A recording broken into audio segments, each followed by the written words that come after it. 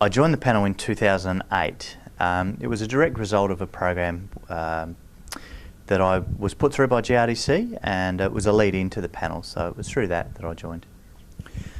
So the roles for the panel members primarily sort of around issues collection, I see it as.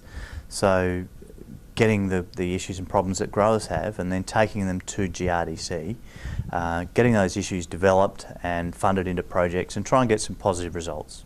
Anything that benefits Australian grain growers I've got an interest in, a vested interest perhaps you may say, but being a grain grower myself. The new and exciting products, you know, some of the mechanical stuff like the Harrington and those type of projects, new and out there products I find really interesting.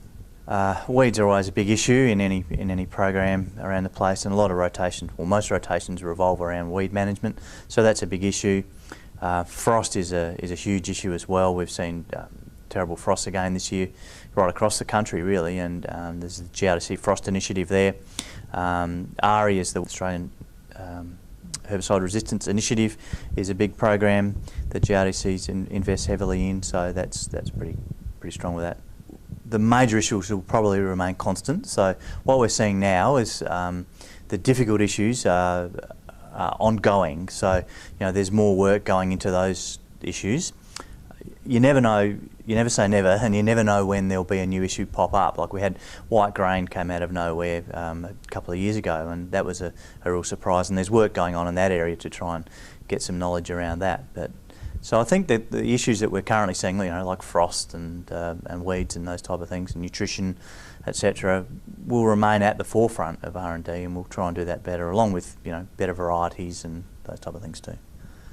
I'd like to think that growers have pretty good access so to the panels. Panel members are available any time, not only through direct contact, but you know, often out at grower updates and field days and those type of things. So we are about, but there's also the Regional Cropping Solutions Network. So they've been carefully chosen both geographically and for a skill set as well.